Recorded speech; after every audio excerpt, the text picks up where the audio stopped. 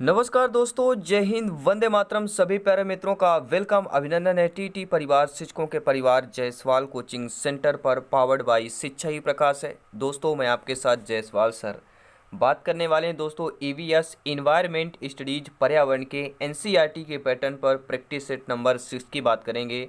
और इस practice set में हम 20 महत्वपूर्ण लाजवाब क्वेश्चन बात करने वाले हैं, आपके सिलेबस के अकॉर्डिंग बात करने वाले हैं। जी हाँ, प्रैक्टिस सेट नंबर 6 है और अभी तक हम आपके 100+ यहाँ पे क्वेश्चन कंप्लीट कर चुके हैं।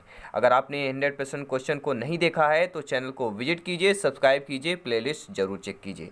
तो आइए शुरू करते हैं दोस्तों। साथ ही साथ 20 महत्वपूर्ण प्रश्नों में से आपको कमेंट करके बताना भी है कि इसमें से आपका स्कोर क्या है, आपका ओपिनियन क्या है, अपना अपना फीडबैक, अपना अपना स्कोर कार्ड जरूर कमेंट करना है। पहला प्रश्न दोस्तों, लंदन धूम्र पाया जाता है, कहाँ पाया जाता है?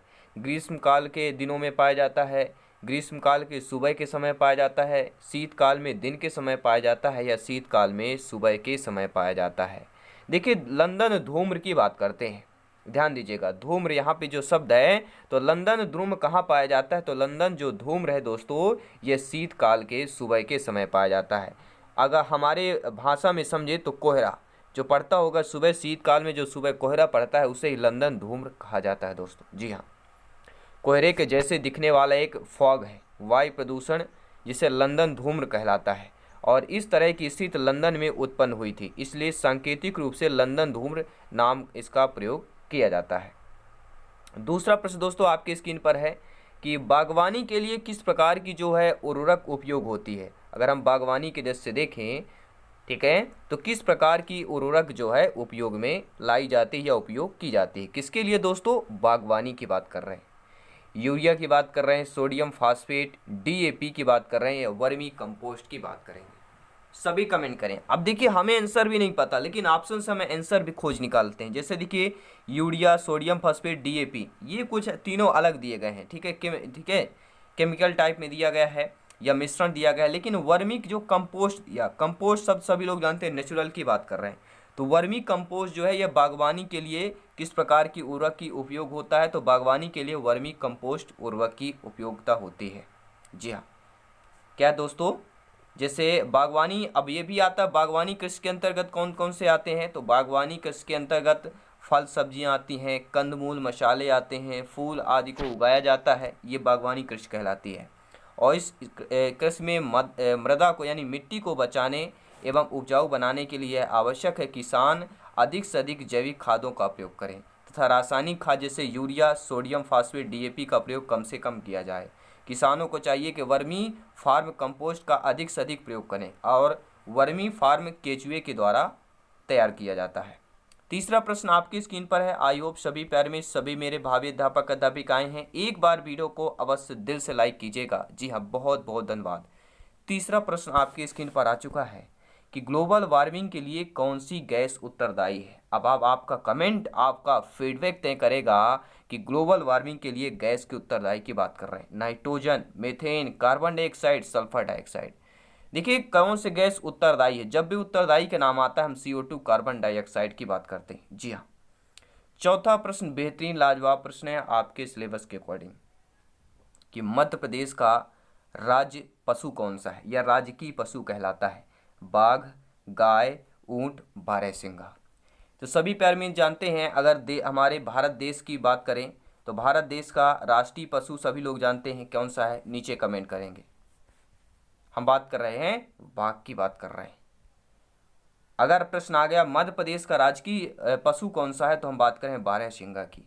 अगर प्रश्न आ गया कि राजस्थान राज्य का राजकीय पशु कौन सा होगा, तो राजस्थान राज्य का राजकीय पशु ऊंट की बात कर रहे हैं। जी हाँ, हर एक क्वेश्चन, हर एक कंसेप्ट लाजवाब है। मध्य प्रदेश का राजकीय पशु आपने जान लिया, ये भी राजकीय पक्षी भी पूछा जा सकता है। तो मध्य प्रदेश का राजकीय पशु दूधराज है। और मध्य प्रदेश में लोकसभा सदस्यों की कुल संख्या कितनी है? तो 29 है। बहुत बार पूछा जाता है कि मध्य प्रदेश राज्य में लोकसभा सीट कितनी है? तो 29 हैं, और राज्यसभा में 12 हैं। और प्रदेश के विधानसभा में अगर पूछा जाए कुल कितनी है, तो 230 सीटें हैं। सभी कमेंट करेंगे। हर एक क्वेश्चन, हर एक लाजवाब है, क्योंकि सिलेक्शन यहाँ पे 101% श्योर एंड प्योर की बात करेंगे, क्योंकि तैयारी आपके सिलेबस के अकॉर्डिंग है।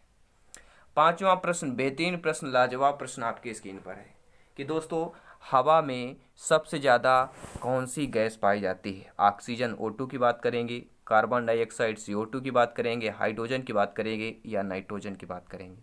सभी प्यारे मित्र जानते हैं कि पृथ्वी में जब हम बात करते हैं कि क्या बात करते हैं, 4/3 भाग में क्या है? जल है, पानी ही पानी है। उसी प्रकार वायुमंडल में जब हम बात करते हैं, थल मंडल में तो हो गया, जब हम वायुमंडल की ओर जाते हैं तो वायुमंडल में सबसे ज़्यादा उसी प्रकार हम मानते हैं कि 4 भाग में 3 भाग हमारा क्या है? नाइट्रोजन की बात करेंगे। अर्थात सभी प्यारे मित्र जानते हैं हवा में सबसे ज़्यादा नाइट्रोजन गैस पाई जाती है, लगभग 78% की बात करेंगे। और वायुमंडल में कई प्रकार की गैसें का मिश्रण भी होता है और इस मिश्रण में सर्वाधिक मात्रा में नाइट्रोजन गैस है। और वायुमंडल या हवा में नाइट्रोजन गैस प्रतिशत में लगभग 78% पाई जाती है और दूसरी सबसे अधिक मात्रा में ऑक्सीजन गैस है। तत्पश्चात कार्बन डाइऑक्साइड आता है तीसरे नंबर पर। प्रश्न आ सकता है कि वायुमंडल में सबसे बड़ी या सबसे अधिक मात्रा में दूसरी गैस कौन सी है? तो आपकी ऑक्सीजन आएगी। तीसरी गैस 0.03% क्या आ जाएगा? Carbon dioxide. ये आपको प्रसिद्धता आपको कंठस्थ कर लेना है क्योंकि ये एग्जाम पर पूछे जाते हैं, संभावित प्रश्न है। अगला प्रश्न दोस्तों पूछा जा रहा है कि मध्य प्रदेश के लोगों का मुख्य व्यवसाय क्या है? सभी कमेंट करेंगे। देखिए भारत देश की जब भी बात की जाती है, भारत देश हमारा क्या है? सभी लोग जानते हैं कृषि प्रधान देश है। कैसा देश है प्यारे मित्रों?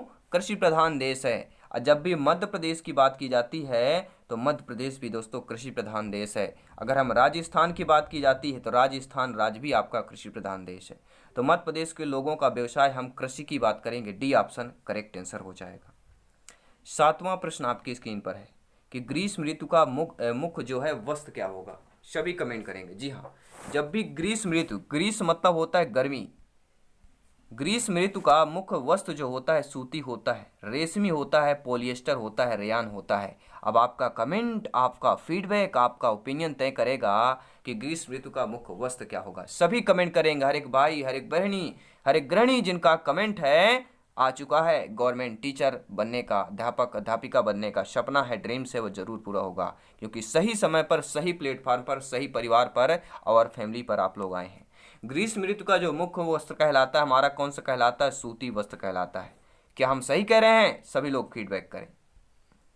देखिए सूती वस्त्र हमने क्यों कहा? क्योंकि सफ़ेद कपड़े जो होते हैं ऊष्मीय विकिरण के बुरे अवशोषक होते हैं, बैड एब्जॉर्बेंट, यानी अवशोषित नहीं करते हैं विकिरण। ऊष्मीय जो विकिरण होते हैं वे ऊष्मीय विकिरण क्या करते हैं? परावर्तित कर देते हैं। जो उनके पास आता है तो वो क्या करता है? लौटा भी देते हैं।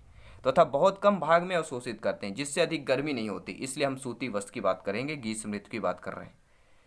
आठवां प्रश्न, बेहतरीन लाजवाब प्रश्न आपके स्क्रीन पर है कि पर्यावरणीय असंतुलन के कारण क्या है? दोस्तों जो पर्यावरण में असंतुलन हो रहा है इसका कारण, रीजन क्या है? कि पर्यावरण चेतना का भाव, पर्यावरणीय चेतना का भाव पाया जाता है, भौतिकवादी सोच है, भोगीवादी प्रवृत्ति है या उपरोक्त सभी। आपका कमेंट क्या कहता है? आपका फीडबैक क्या कहता है? आपका ओपिनियन क्या कहता है? जायसवाल सर आप सभी का वेट कर रहे हैं, कमेंट कीजिएगा।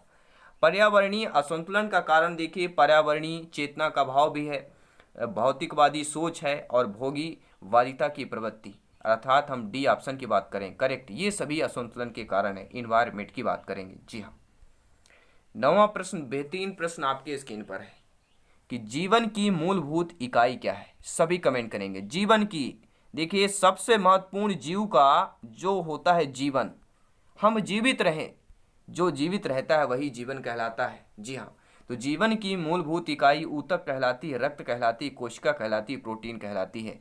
यानी जीवन है तो इसके लिए महत्वपूर्ण इकाई, यूनिट की बात करते हैं। जी हाँ, तो जीवन की मूलभूत इकाई कोशिका कहलाती है। अगर आपकी कोशिका जीवित है तो समझ लीजिए पूरा आपका जीवन बेहतरीन है।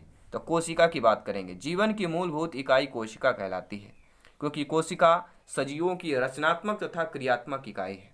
ये स्वतः जनन की सामर्थ्य रखती है और यह विभिन्न पदार्थों का वह छोटा संगठित रूप है जिसमें ये सभी क्रियाएं होती हैं, जिन्हें सामूहिक रूप से जीवन कहते हैं। कोई भी जब वीकनेस होता है, कहते हैं इस व्यक्ति की डॉक्टर के पास जाओ, वीकनेस होता है, कमजोर है, तो डॉक्टर क्या कहता है? इसकी प्लेट कम हो गई है, इसकी प्लेट कम गई है, जल्दी से इसका इलाज करवाओ। या घर में देसी नुस्खा कहते हैं कि पपीते का पत्ता ले लो, उसको पीस कर पियो, यानी कि प्लेट कम गई है। प्लेट क्या है? यही दोस्तों आपकी कोशिकाएं होती हैं। जी हाँ, जिसमें ये सभी क्रियाएं होती हैं जिन्हें सामूहिक रूप से जीवन कहते हैं और कोशिकाओं से मिलकर मनुष्य का शरीर बना होता है। आप देखे होंगे पूरे शरीर पे बॉडी का कोशिकाओं का एक जाल बना होगा और यही जाल, इसी जाल से मनुष्य का शरीर बना होता है। भोजन मिलता है, हर एक अंग को मिलता है। ठीक है, और इसकी खोज किसने की थी? तो सभी लोग जानते हैं, कोशिका की खोज किसने की थी? रॉबर्ट हुक के द्वारा किया गया था। कब किया गया था? 1665 में किया गया था। और कोशिका अध्ययन को कोशिका जैव या कैटलॉगी कहलाता है। 10वां प्रश्न बेहतरीन प्रश्न है, लाजवाब प्रश्न है। सभी कमेंट करते रहें, फीडबैक करते रहें, सहयोग करते हैं, लाइक शेयर करते रहें, सपोर्ट करते रहें। परितंत्र में ऊर्जा का प्राथमिक स्रोत क्या होगा दोस्तों? वनस्पति की बात करेंगे, सूर्य के प्रकाश की बात करेंगे, परमाणु ऊर्जा की बात कर रहे हैं या भोजन की बात करेंगे?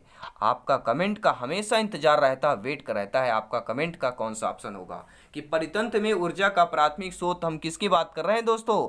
हम सन ऑफ सूर्य की बात कर रहे हैं। जी हाँ, परितंत्र में ऊर्जा का प्राथमिक सूर्य होगा। बहुत से बच्चे वनस्पति कर लेते हैं, तो पेड़ पौधे भैया किससे होते हैं?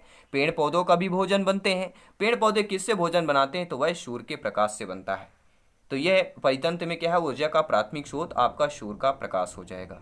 सूर्य से प्राप्त ऊर्जा का स्रोत जो है खाद्य रूप में परिवर्तित करने का कार्य पौधों द्वारा ही संपादित किया जाता है, और जो प्रकाश संश्लेषण द्वारा CO2 यानी कार्बन डाइऑक्साइड जल से भोज्य पदार्थों का निर्माण करते हैं।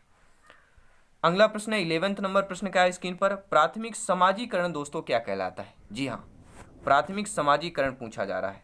शुरुआती आयु में परिवार एवं मित्रों से सीखना, किशोरावस्था में समाज से सीखना, प्राथमिक स्तर पर समाज से सीखना या शिक्षकों का अनुकरण करना। सभी कमेंट करेंगे जिनका सपना है 30 ऑफ 30 लाना, इन्वायरमेंट EVS में 25 प्लस का स्कोर बिल्कुल 100% करना। बिल्कुल सभी का वेलकम है, कमेंट कीजिएगा। प्राथमिक समाजीकरण क्या कहलाता है दोस्तों? प्राथमिक समाजीकरण वही कहलाता है जो शुरुआती आयु में परिवार एवं मित्रों से सीखा जाता है, वही हमारा प्राथमिक समाजीकरण या बच्चों का प्राथमिक समाजीकरण कहलाता है। अगला प्रश्न स्क्रीन पर है कि जल चक्र को कौन नियंत्रित करता है? सभी कमेंट करें। जल चक्र को घास स्थल नियंत्रित करती है, वन करता है, प्लवक कहता है या उपरोही करता है? आपका कमेंट आ चुका है, आपका फीडबैक आ चुका है। जी हाँ, जल चक्र को नियंत्रित और कोई नहीं, हम बात करें वन की बात करेंगे। और बहुत से प्यारे भाई बहन का कमेंट भी आ गया होगा, सर एक माइंड में क्वेश्चन क्रिएट कर रहा है, माइंड में क्वेश्चन बन रहा है कि वन से कैसे हो सकता है भैया? जल चक्र को ये वन कैसे नियंत्रित कर लेगा? जी हाँ, करेगा। क्योंकि वन जो है जल चक्र को इसलिए नियंत्रित करता है क्योंकि वन जो होता है, वन और वन्य जीवों के निवास होते हैं। वन क्या है? वन्य जीवों का निवास होते हैं। इससे समाज का सौंदर्य, पर्यटन और संस्कृति मूल विकसित होता है। और वनों का प्रभाव कार्बन चक्र या ऑक्सीजन चक्र पर भी पड़ता है। वन CO2 की उचित मात्रा जो है वातावरण में बनाए रखता है और वन वातावरण में जल चक्र को नियंत्रित रखने में महत्वपूर्ण कार्य करता है। आई होप अब आपका क्वेश्चन बिल्कुल क्या है, शांत हो गया होगा। अगला प्रश्न देखते हैं। अब देखते हैं दोस्तों, अगला प्रश्न स्क्रीन पर है कि भूतापीय ऊर्जा किस प्रकार का संशोधन कहलाता है? जो भूतापीय ऊर्जा होता है यह पारंपरिक नवीनीकृत ऊर्जा का संसाधन कहलाता है, या आपके अपारंपरिक अनवीकृत या अपारंपरिक नवीनीकृत की बात करेंगे, या पारंपरिक क्या है, अनवीनीकृत की बात करेंगे। अब आपका कमेंट तय करेगा कि भूतापीय ऊर्जा किस प्रकार का संसाधन कहलाता है दोस्तों। तो ये आपका क्या अंश कहलाएगा? अपारंपरिक और नवीनीकृत संसाधन कहलाएगा। भूतापीय जो ऊर्जा होता है यह अपारंपरिक और नवीनीकृत संसाधन कहलाता है, क्योंकि पृथ्वी के अंदर निकलने वाले जो गर्म जल के झरने भूतापीय ऊर्जा प्राप्त होती है। ठीक है, जो पृथ्वी के अंदर से निकलने वाले गर्म जल के झरनों से भूतापीय ऊर्जा प्राप्त होती है, और ये ऊर्जा अपारंपरिक नवीनीकृत प्रकार का संसाधन कहलाएगा। और ये ऊर्जा एक बार उपयोग होने के बाद दोबारा भी कर सकते हैं। इससे प्रदूषण भी नहीं होता है, अतः इसका उपयोग खाना बनाने, बिजली बनाने आदि में किया जाता है। और भारत में इसका मणिकर्ण अर्थात हिमाचल प्रदेश, पुंगा घाटी अर्थात लद्दाख की बात करेंगे, तातापानी अर्थात झारखंड और खम्मम अर्थात तेलंगाना में भूतापीय ऊर्जा का उत्पादन होता है। अगला प्रश्न स्क्रीन पर है कि समुद्री प्रदूषण के कारण क्या नष्ट हो रहे हैं? भूमध्य रेखा वन नष्ट हो रहे हैं, पतझड़ वन नष्ट हो रहे हैं, या कोणधारी वन नष्ट हो रहे हैं, ये दोस्तों मैग्रो वन नष्ट हो रहे हैं। तो समुद्री प्रदूषण के कारण अगर देखिए समुद्र में प्रदूषण फैल रहा है, देखते हैं जाके पिकनिक मनाने जाते हैं समुद्र में, वहाँ पे बॉटल वगैरह प्लास्टिक वगैरह फेंक देते हैं। ठीक है, जो नावें चलती हैं, ठीक है, जो जलयान होते हैं, समुद्री जहाज़ें होती हैं, उनसे क्या है समुद्री प्रदूषण हो रहा है। तो समुद्रों में प्रदूषण के कारण क्या है, ये मैंग्रोव वन नष्ट हो रहे हैं, क्योंकि मैंग्रोव वन क्या होता है, समुद्र के आसपास होते हैं, समुद्र के किनारे के होते हैं। ठीक है, तो ये समुद्री प्रदूषण के कारण क्या जो मैंग्रोव वन है यह नष्ट हो रहे हैं। अगला प्रश्न है दोस्तों कि बर्फ पर अंडे देने वाला पक्षी कौन सा है? ऐसा पक्षी जो बर्फ पर अंडे देता हो। गर्मी का समय है, सभी को बर्फ पसंद आता होगा। अब आप सोचिए, अब आप ये सोचिए कि बर्फ पर अंडे देता हो। जी हाँ दोस्तों, आर्कटिक टर्न देता है, हमिंग बर्ड। देखिए सबसे छोटा अगर पक्षी पूछा जाता है वह दोस्तों हमिंग बर्ड की बात कर रहे हैं। ठीक है, एल्बेट्रास की बात करेंगे, पेंगुइन की बात करेंगे। तो देखिए बर्फ पर अंडे देने वाला जब पक्षी पूछा जाए तो देखिए पेंगुइन एक पक्षी है जो बर्फ पर अंडे देता है।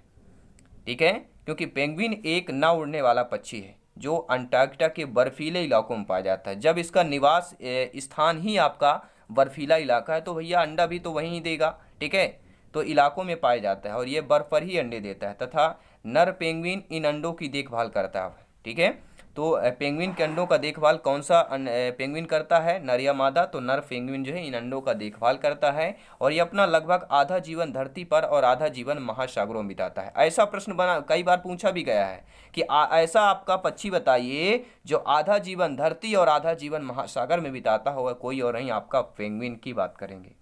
अगला प्रश्न स्क्रीन पर है दोस्तों, स्मॉग या धुंध कैसे बनता है? धुएं तथा कोहरे से बनता है, वाष्पन के संघनन से बनता है, कोहरा तथा NO2 से बनता है, ये धुएं और CO2 से बनता है। तो जब भी स्मॉग और धुंध की बात की जाती है तो धुएं तथा कोहरे से बनता है। पहला option correct answer, right answer. जी हाँ दोस्तों, टेलीग्राम से जरूर जुड़े, नोट्स PDF फाइल प्राप्त करें, साथ ही साथ इंस्टाग्राम पर जरूर फॉलो करें अपने TT परिवार जायसवाल कोचिंग सेंटर को, जायसवाल सर को फॉलो करें। ठीक है, लिंक में आपको डिस्क्रिप्शन दे दिया गया है। आप टेलीग्राम पर हैं तो जरूर सर्च करें, इंस्टाग्राम पर है तो सर्च करें जायसवाल कोचिंग सेंटर, और फेसबुक पेज पर भी आप लोग सर्च कर सकते हैं जायसवाल कोचिंग सेंटर, वहाँ पर भी आप लोग फॉलो कर सकते हैं। बात करेंगे दोस्तों प्रश्न की कि ह्यूमस निर्माण में कौन सहायक होता है? सभी कमेंट करेंगे। ह्यूमस निर्माण में उत्पादक सहायक होता है, अपघटक सहायक होता है, उपभोक्ता सहायक होता है, या ये सभी हो जाएंगे? तो ह्यूमस निर्माण में जो सहायक होता है वो हमारा कौन सा होता है? आपका जवाब आ चुका है, हम बात करें अपघटक की बात करेंगे। जी हाँ, ह्यूमस निर्माण में आपका अपघटक सहायक होता है, महत्वपूर्ण भूमिका निभाता है, क्योंकि जो अपघटक होता है ये महत्वपूर्ण जीवीय घटक होता है जो उत्पादक और उपभोक्ताओं की मृत्यु के पश्चात उनके शरीर का अपघटन करते हैं और इनसे निर्मित साधारण पदार्थों द्वारा अपना भोजन तथा ऊर्जा प्राप्त करते हैं। अगला प्रश्न देख लेते हैं, 2-3 प्रश्न और है, महत्वपूर्ण जान लेते हैं, समझ लेते हैं, क्योंकि तैयारी यहाँ पर लाजवाब चल रही है, लाजवाब फीडबैक मिलता है। सभी प्यारे मित्र इसी तरह सपोर्ट प्यार स्नेह बनाए रखें, आपका परिवार है, TT परिवार है। लाइक शेयर कमेंट करते रहें, चैनल को विजिट करते रहें। बात करेंगे दोस्तों, चिपको आंदोलन किस गाँव में हुआ था? रेणी, मानमती, थिरपाक या हाटगांव? तो सभी लोग जानते हैं चिपको आंदोलन से एक प्रश्न जरूर आता ही आता है, चिपको आंदोलन या अपिक्को आंदोलन। तो चिपको आंदोलन किस गांव में हुआ दोस्तों? तो ये हमारे रेणी गांव की बात करेंगे। First option is the correct answer, right answer. सभी लोगों ने यहाँ पे कमेंट कर दिया होगा। ठीक है, चिपको आंदोलन पेड़ों की कटाई से रोकने के लिए किया गया एक महत्वपूर्ण आंदोलन था। चिपको आंदोलन के जनक कौन है? गौरा देवी हैं, जो 26 मार्च 1974 को उत्तराखंड में रेणी गाँव में अपना आंदोलन आरंभ की।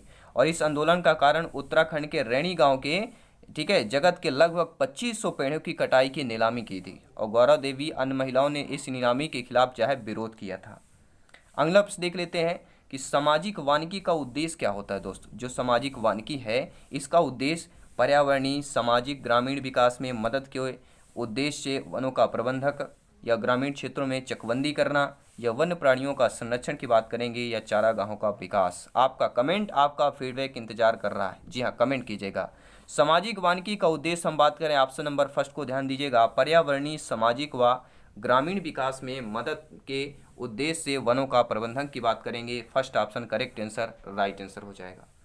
और पर्यावरण EVS NCERT के पैटर्न पर प्रैक्टिस नंबर 6 का आपका यह प्रैक्टिस सेट का 20 नंबर प्रश्न है, लास्ट प्रश्न है इस प्रैक्टिस सेट का।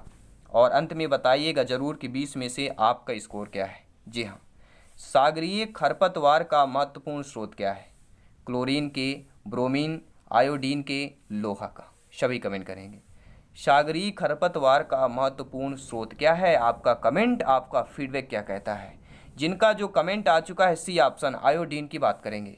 सागरीय खरपतवार का महत्वपूर्ण स्रोत क्या होता है? आयोडीन के एक अच्छे स्रोत माना जाता है आयोडीन को, क्योंकि सागरीय खरपतवार समुद्र के निचले में स्थित बहुकोशिकीय शैवाल लेमिनेरिया डिजिटाटा नामक शैवाल से आयोडीन प्राप्त किया जाता है और इसका उपयोग भोजन में सलाद के रूप में किया जाता है। तो ये प्रैक्टिस सेट दोस्तों कैसा लगा सभी कमेंट करें। टॉप 20 महत्वपूर्ण प्रश्न थे, इसी तरह प्रैक्टिस जारी रहेगा, हर सब्जेक्ट का प्रैक्टिस मिलेगा क्योंकि यहाँ पर सिलेक्शन सर्वोपरि है। आउट ऑफ 150 में से हमारा सपना है कि 125 प्लस का स्कोर क्रैक करना, सिलेक्शन पाना, क्योंकि यहाँ पर अभी ये प्रैक्टिस सेट है। इसके बाद हम 150 का मॉडल पेपर लाएंगे, एक वीडियो में 150 प्रश्न करेंगे, सभी सब्जेक्ट से रिलेटेड रहेंगे। मॉडल पेपर लाएंगे, आपके मॉडल पेपर 15 से 20 मॉडल पेपर रहेंगे क्योंकि तैयारी जोरदार रहेगी। वो एग्जाम टाइम में होगा, जैसे आपके एडमिट कार्ड इश्यू होंगे तो मॉडल पेपर आपको ऑलरेडी मिल जाएगा इसी चैनल के माध्यम से। चैनल को सब्सक्राइब लाइक करते रहें, शेयर करते रहें। मैं मिलूंगा आपसे नेक्स्ट वीडियो में, तब तक के लिए जय हिंद, वंदे मातरम, धन्यवाद सभी का।